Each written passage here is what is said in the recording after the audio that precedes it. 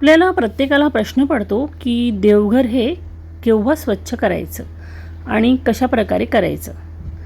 तर आज आहे शनी अमावस्या आणि मी देवघराची स्वच्छता कशा प्रकारे केलेली आहे आणि तसेच आज मी कोणकोणत्या पूजाविधी केल्या. अधिक महिन्याला सुरुवात होणार आहे म्हणून आपल्या घरामध्ये आपण अशी स्वच्छता नक्कीच करू शकतो. तर नमस्कार, आपल्या चॅनलमध्ये सगळ्यांचे मनापासून खूप खूप स्वागत आहे. रामकृष्ण हरी माऊली. तसंही पाहता आपण प्रत्येक शनिवारी आपल्या घरातील पूर्ण स्वच्छता करत असतो आणि आज तर अमावस्या आहे. अमावस्या असल्यामुळे आपल्या घरामध्ये आपण अनेक पूजाविधी आणि उपाय करत असतो. दिवस उगवला म्हणजे आपण आपल्या घरामधील प्रत्येक रूमची लाईट लावत असतो. त्याचबरोबर आपल्या घरामध्ये दरवाजे खिडक्या असतील त्यासुद्धा ओपन करत असतो आणि आपल्या हॉलमध्ये म्हणा किंवा किचनमध्ये म्हणा अशा प्रकारे खिडकी असेल तर नक्कीच ती ओपन करत चला. त्यानंतर आता भांडी घासायची होती, ती म्हणजे आज शनिवार पण आहे म्हटलं आणि दिवेसुद्धा स्वच्छ करायचे होते. तर मी रेग्युलरमध्ये जी कुठली भांडी वापरते ती स्वच्छ करायला घेतली अशा प्रकारे आणि छान प्रकारे दिवे वगैरे उधळून निघाले. तर आज शनी अमावस्यासुद्धा आहे म्हटलं आणि आपल्याला भांडीसुद्धा घासायची आहे. तर त्यातीलच मी ही काही भांडी वगैरे असली. त्यानंतर दूध आलेलंच होतं, दूधसुद्धा गरम करायला ठेवलेलं आहे अशा प्रकारे. तर बघा, एक जो दिवा आहे तो मी देवघरात लावत असते, एक जो आहे तो किचन ओट्यावर लावते आणि एक तुळशी वृंदावनाजवळ लावत असते. अशा प्रकारे माझे हे 3 दिवे नेहमी असतात. तर आता सवय झाली की गॅस ओट्याजवळ दिवा लावायची. अगदी आपण ज्या ठिकाणी आपल्याला सोयीस्कर होईल अशा ठिकाणी आपण तो दिवा लावायचा आणि अन्नपूर्णा मातेचं नामस्मरण करून आपल्या दिवसाची सुरुवातही करायची असते. आपल्या किचनमध्ये सर्वप्रथम आपण अशा प्रकारे गॅसचं पूजन करायचं जेणेकरून अन्नपूर्णा मातेची सुद्धा पूजा केली जाते. त्यानंतर तुळशी वृंदावनाची सुद्धा पूजा झालेली आहे. तर अशा प्रकारे आज छोटीशी या ठिकाणी रांगोळीसुद्धा काढून झाली. आज म्हटलं चला आपण पटकन सकाळी लवकरच ह्या सर्व काही गोष्टी करून घेऊया, मग आपल्याला आपल्या घरामध्ये जी कुठली पूजाविधी आहे ती करता येईल. बऱ्याचदा काय होतं, कधी कधी रांगोळी काढायला उशीरही होतो, परंतु आज म्हटलं सकाळीच आपण अशा प्रकारे छान कमळाचं फूल काढूया.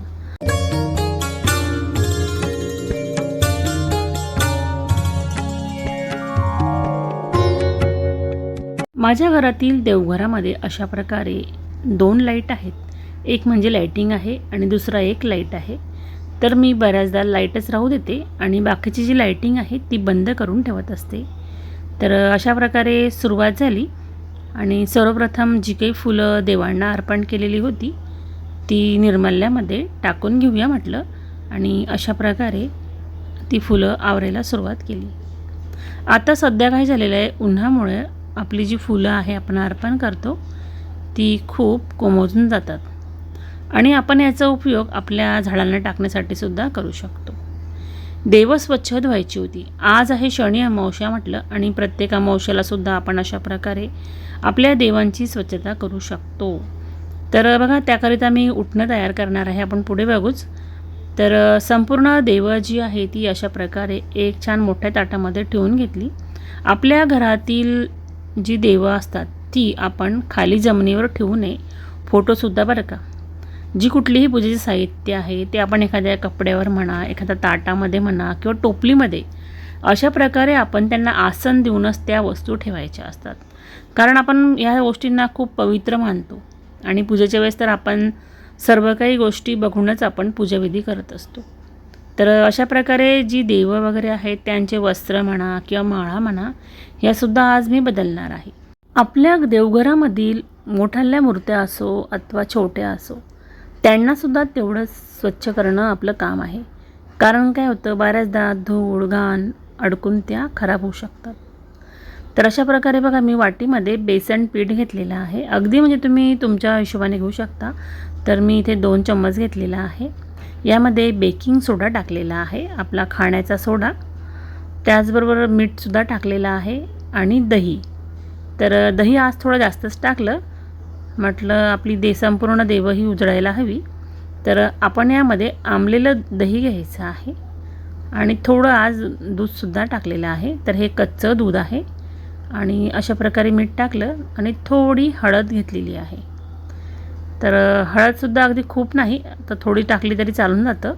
आणि अशा प्रकारे हे सारण छान एकत्र केलेलं आहे आणि त्यामध्ये गुलाब पाणीसुद्धा टाकलेलं आहे. आपल्या देवघरामधील देवांना उजळवण्यासाठी आपण अशा प्रकारे छान याला आपण उटणं म्हणूया, ते तयार करायचं आणि त्यानेच आपली देवही स्वच्छ करायची असतात. आपण बऱ्याचदा भांडी जी आहे देवांची ती आपण पितांबरीने धुवू शकतो, परंतु आपल्या देवांना पितांबरी न वापरता अशा प्रकारे घरगुती उपाय म्हणून हे वापरू शकतोच. तर पूर्ण देवांना अशा प्रकारे मी लावून घेतलेलं आहे आणि जी काही सिरेमिकची पावलं होती ती काढून ठेवली, कारण आपण हे सुद्धा बघणं खूप महत्त्वाचं आहे. आणि अशा प्रकारे देवांना उटणं लावायला सुरुवात केली. थोडा वेळ म्हटलं आपण देवांना अशा प्रकारे लावून घेऊया. तोपर्यंत मी टेरेसवर आली फुलं तोडण्यासाठी. तर मला आज या ठिकाणी थोडा केअर वाटला, म्हणून म्हटलं चला झाडून घेऊया आणि अशा प्रकारे झाडायला सुरुवात केली. आपलं टेरेस गार्डन असो किंवा आपला पोर्च असो किंवा अंगण असो, आपल्या अंगणामध्ये आपण सर्वप्रथम अशा प्रकारे छान झाडून स्वच्छता करून घ्यायची असते. आपलं टेरेस जरी असलं तरी ते सुद्धा स्वच्छ असणं खूप महत्त्वाचं आहे. आपल्या वास्तूचा काना कोपरा अगदी छान असला म्हणजे आपलं घरसुद्धा प्रसन्न राहतं. असं म्हणतात की अळगळ ठेवू नये आपल्या टेरेसवर. बरेच जण काय करतात, लाकडं ठेवतात, बऱ्याचशा घरातील तुटलेल्या फुटलेल्या वस्तू ठेवतात, लोखंडी वस्तू ठेवतात. तर हे न ठेवता आपण झाडं तर लावू शकतोच. झाडं नसेल लावत तुम्ही तर अगदी पूर्ण टेरेस हा झाडून स्वच्छ करत चला. आणि हे केल्यामुळे आपल्याला एक आत्मिक समाधानसुद्धा लागतं. ज्यावेळेस आपण टेरेसवर येतो तर अगदी आपला टेरेस स्वच्छ नीट खूप छान वाटतं, बघूनच खूप प्रसन्न वाटतं. आणि तसं पाहता मी 1 दिवसानंतर पूर्ण टेरेस हा झाडून काढत असते. आणि शनिवार जर म्हटलं तर पूर्ण झाडांना पाणी टाकण्यापासून तो टेरेस स्वच्छ करून आणि ज्या ठिकाणी मला जाड मिठाचा वापर करायचा आहे त्या ठिकाणी ते मीठसुद्धा मी टाकून देत असते.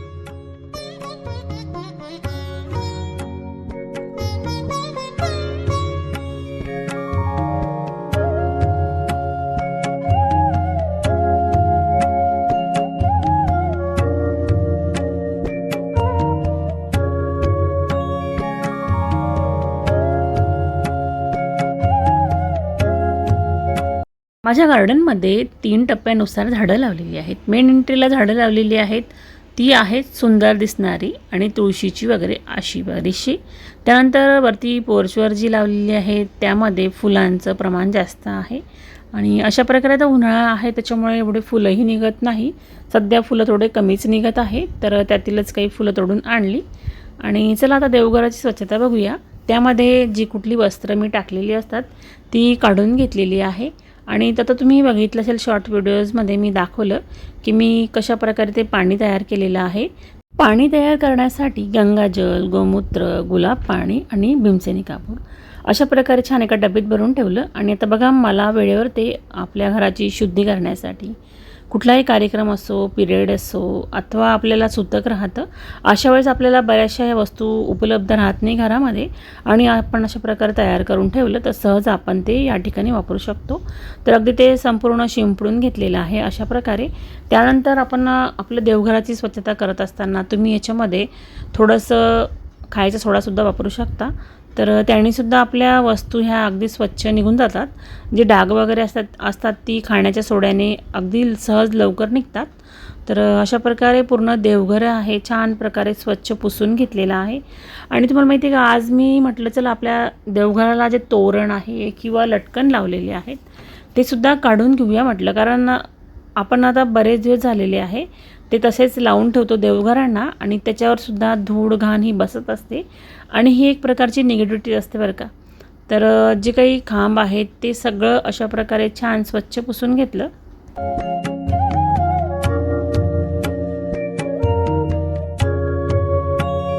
कधीकधी आपण आपल्या देवघराच्या पायऱ्यांनासुद्धा हळदीचं लेपन करू शकतो.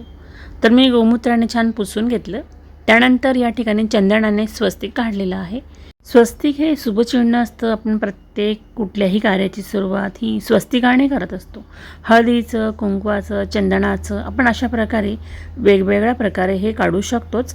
तर ते काढून घेतलं आणि त्याचं पूजन केलेलं आहे. हळदी, कुंकू, अक्षता वगैरे वाहून आणि त्यानंतरच यावर मी वस्त्र अंथरणार आहे. तर सर्वप्रथम देवघरामध्ये अशा प्रकारे दिवा लावलेलाच होता आणि आज गॅस शेगडीची सुद्धा दृष्ट काढलेली आहे. यामध्ये आपण भात घ्यायचा, दही आणि थोडंसं साखर घ्यायची आणि अशा प्रकारे छान दही भाताचा नैवेद्य म्हणून आपण आपल्या गॅस ओट्याची ही दृष्ट काढायची असते. आणि आज मेंढवची सुद्धा दृष्ट काढून झालेली आहे. आपण हे पक्ष्यांना खायला द्यायचं असतं. बिना मिठाचा भात तयार करायचा आणि अशा प्रकारे दृष्ट काढून झाली म्हणजे आपण हे आपल्या स्लॅबवर म्हणा गच्चीवर जाऊन ठेवायचं आणि ते पक्ष्यांना खायला द्यायचं. अगदी ते नसतील तर आपण हे एखाद्या झाडांच्या कोपऱ्यात जरी टाकून दिलं तरीसुद्धा चालू शकतं. त्यामध्ये मुंग्या असतील, किडे असतील ते सुद्धा खाऊन घेतात. यामुळे सुद्धा आपल्या घराची निगेटिव्हिटी बाहेर जाते आणि पितृदोषही कमी होण्यास मदत होत असते. तर बघा छान उटणं लावून देव अगदी लख छान झालेली आहे, चकचकीत झालेली आहेत. त्यानंतर वस्त्र आज बदलायची होती देवांची सुद्धा. तर अशा प्रकारे एका छान ताटामध्ये पूर्ण देवांची वस्त्र ही काढून घेतलेली आहेत. तर बघा हे सुद्धा वेल्वेटची आहेत. त्यांना छान प्रकारे वर्क केलेलं आहे.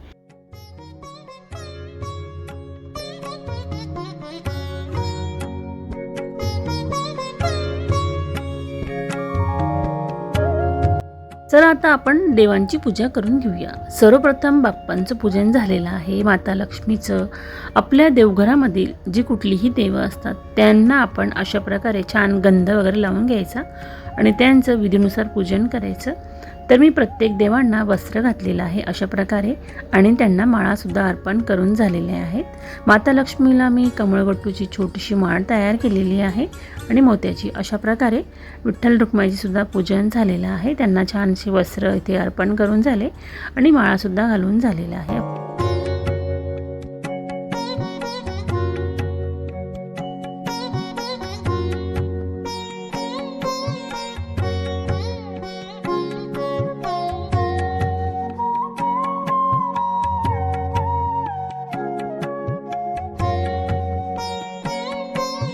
आपल्या देवघरामध्ये जर मोठी मूर्ती असेल तर नक्कीच आपण त्या मूर्तींना वस्त्र वगैरे घातलं पाहिजे.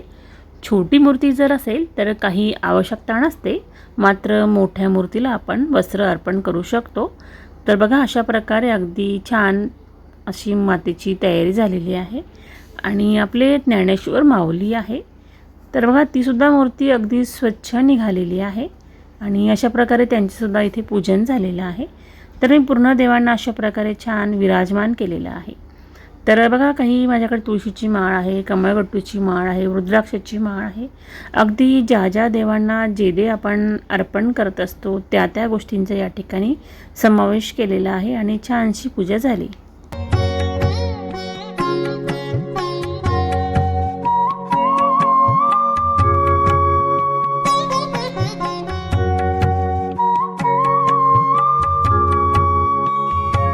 माझ्या देवघरामध्ये माता लक्ष्मीची अशी मोठी मूर्ती आहे. त्या मूर्तीचा मी ठराविक वेळेस अभिषेक करत असते. रोज न करता अगदी म्हणजे काही महत्त्वाच्या सणावारांनाच करत असते. तर मी कच्चं दूध आणि पाण्याचा वापर करत असते. तर आज मला हे सर्व काही करत असताना खूप छान वाटत होतं.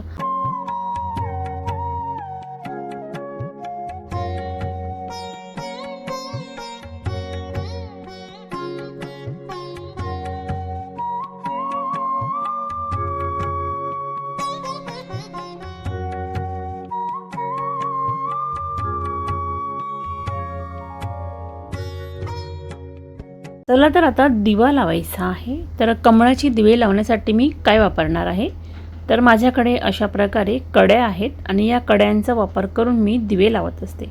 अगदी आपले सुंदर दिसणारे दिवे हे खराब न व्हावे म्हणून आपण या कड्यांचा वापर करू शकतो. तर हे कमळाची दिवे आहेत, त्यामध्ये मी यांचा वापर करणार आहे. तर चला बघूया मी जी देवांची भांडी आहेत ती कशा प्रकारे स्वच्छ केली. तर या ठिकाणी थोडी माहिती देते. आपण बऱ्याचदा लिक्विडचा वापरसुद्धा करत असतो भांडी धुण्यासाठी परंतु आपण पितांबरी ही अनेक वर्षांपासून वापरत आहोत. बऱ्याचदा आपली हातंसुद्धा यामुळे खराब होतात. आपण घरीसुद्धा पावडर तयार करू शकतो, पण कधीकधी काय होतं, आपल्याकडे बऱ्याचशा वस्तू शिल्लक राहत नाही. घरी तयार केलेली पावडर अतिउत्तमच असते, परंतु आज मी पितांबरीचा वापर करणार आहे. कारण बऱ्याचदा आपल्याकडे वस्तू अवेलेबल नसतात, तर आपण वेळेवर पितांबरीसुद्धा वापरू शकतो. परंतु तीसुद्धा वापरत असताना त्यामध्ये आपण व्हीम लिक्विड टाकायचं आणि त्याच्यानंतरच आपली भांडीही स्वच्छ करायची. यामुळे आपले हातसुद्धा खराब होत नाही, तर मला असं वाटतं. तर अशा प्रकारे जी भांडी आहेत ती स्वच्छ धुवून काढलेली होती. आणि चला आता बघूया पुढील पूजा मी कशाप्रकारे केलेली आहे. सकाळी आपल्याला वेळ मिळत नसेल तर आपण ही सेवा सायंकाळीसुद्धा करू शकतो, अगदी 6 वाजेनंतर. तर मी सायंकाळच्या वेळेस ही पूजाविधी केलेली आहे.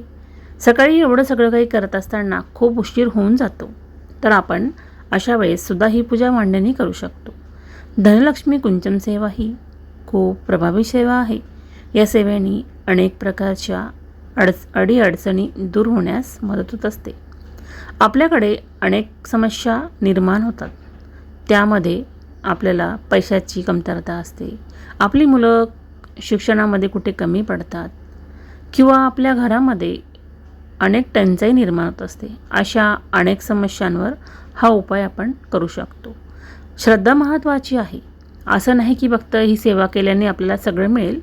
यामध्ये हे सर्व काही करत असताना आपल्याकडून सेवा ही होणं महत्त्वाचं आहे. त्यामध्ये मंत्र, स्तोत्र, श्रीसूक्ताचं पठण, लक्ष्मी गायत्री मंत्र, विष्णू गायत्री मंत्र, लक्ष्मी अष्टकाचे पाठ, हे सर्व काही आपण म्हणूनच ही सेवा करायची असते. या कुंचममध्ये आपण ज्यावेळेस वस्तू टाकत असतो त्यामध्ये गोमती चक्र, कवळी, गुंज, नाणी, तांदूळ अशा अनेक वस्तू असतात आणि याने आपल्याला हा कुंचन भरायचा असतो. आणि हा कुंचन भरत असताना आपण सर्व काही मंत्र जर म्हणून ही सेवा केली तर त्याचा प्रभाव लवकर आपल्याला बघायला मिळतो.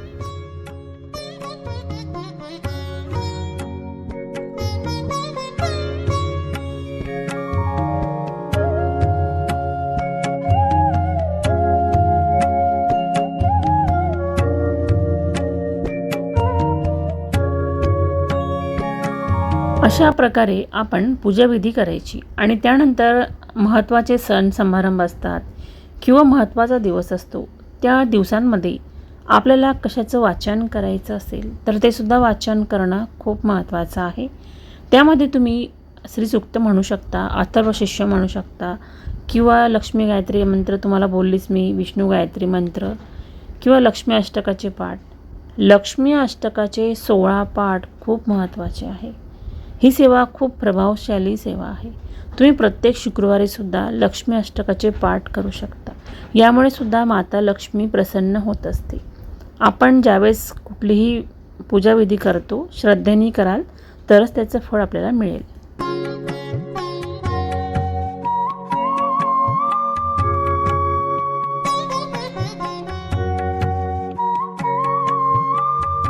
आज पूजेमध्ये 2 गोल सर्कलचा वापर केला. तुम्ही डेकोरेशनमध्ये बघितलं असेल मागच्या साईडला बाप्पांच्या, तर अगदी लाल आणि पिवळा कलर खूप सुंदर वाटत आहे. तर अशा प्रकारे पूजेची मांडणी मी केलेली आहे. तर आपल्या पूजेमध्ये आपण अशा डेकोरेशनच्या वस्तूसुद्धा वापरू शकतो. यामुळे सुद्धा आपलं देवघर पूजा खूप सुंदर वाटते आणि मनालासुद्धा खूप प्रसन्न वाटतं. नैवेद्यामध्ये फळांचा समावेश केलेला आहे. सायंकाळच्या वेळेस खीर अर्पण करणारच आहे. त्याचबरोबर आज सायंकाळ झालेली आहे, तर आता मला खडी मिठाचा दिवा लावायचाच आहे. तर बघा, तोरणसुद्धा मी खूप छान अशा प्रकारे लावलेले आहेत. तर आज पूर्ण जे देवघर आहे ते छान स्वच्छ करून झालेलंच होतं सकाळी. खडी मिठाचा दिवा हा मी बऱ्याच दिवसानंतर लावत आहे. मागच्या 2 वर्षाआधी मी रेग्युलरमध्ये लावायची. तर आपण अशा प्रकारे अमावस्येलासुद्धा हा दिवा लावू शकतोच. तर त्यामध्ये 3 दिवे घ्यायचे असतात, त्यांना हळदीचं लेपन करायचं असतं. आणि मी अष्टकमल दल काढून घेतलं सुरुवातीला चंदनाने आणि 3ही दिव्यांना हळदचं लेपन करून घेतलं. पहिला जो दिवा आहे त्यामध्ये अशा प्रकारे जाळमीठ भरलेलं आहे. दुसरा जो दिवा आहे त्यामध्ये विलायची टाकणार आहे. तर अशा प्रकारे आपण ही दिवे जे आहेत ते लहान मोठेसुद्धा घेऊ शकतो. तर माझ्याकडे हेच आहे, तर मी नेहमी हेच वापरते. आणि वरच्या ज्या दिव्यामध्ये आपण तेल टाकून अशा प्रकारे वात लावायची. तर अशा प्रकारे हा दिवा लावून झालेला आहे. आणि त्यानंतर आपण याला छान हळदी कुंकवाची बोटं लावून घ्यायची आणि फुलांनी सजवून घ्यायचं आणि छानशी या दिव्याची आरती करायची. अशा प्रकारे हा दिवा लावायचा असतो. हा दिवा लावल्याने आपल्या घरातली नकारात्मकता जात असते, आपलं घर हे पॉझिटिव्ह होत असतं. त्याचबरोबर आज माठाजवळसुद्धा अशा प्रकारे एक दिवा लावलेला आहे. तर हा दक्षिणेकडे मुख करून आपल्याला लावायचा असतो. यामुळे सुद्धा आपले जे पितृ आहेत ते तृप्त होतात आणि आपल्याला छान आशीर्वाद देतात असं म्हणतात. म्हणून हा दिवा आपण रोज जरी लावला सायंकाळच्या वेळेस तरी छान आहे. शक्य झाल्यास तुम्ही शनिवारीसुद्धा लावू शकता. जर नाहीच जमलं तर महिन्यातून प्रत्येक अमावस्येला अशा प्रकारे आपण माठाजवळ दिवा लावू शकतो. तर बघा खिरीचा नैवेद्य अर्पण करून झालेला आहे. तर आता बघा ही दिवे जे आहेत लावलेले होते मी, तर त्यांच्या ज्यामध्ये कड्या टाकलेल्या आहेत त्यामुळे दिवे बघा खराब झाले नाही. दिवे अगदी छान आहेत. म्हटलं तुम्हाला दाखवावे हे दिवे आता विजल्यानंतर कसे दिसतात. तर बघा कुठलाही म्हणजे त्यांना काळपटपणा आलेला नाही, म्हणून आपण त्या कड्या या ठिकाणी वापरू शकतो. आणि बघा हा दिवा असाच लावला म्हणून किती काळा झालेला आहे. तर तुम्हाला आजची दिलेली माहिती कशी वाटली आणि आजचा व्हिडिओ कसा वाटला, आवडला असेल तर लाईक शेअर करा. आपण परत पुन्हा भेटू अशा छान छान युजफुल व्हिडिओंसोबत पुढच्या व्हिडिओमध्ये. तोपर्यंत धन्यवाद.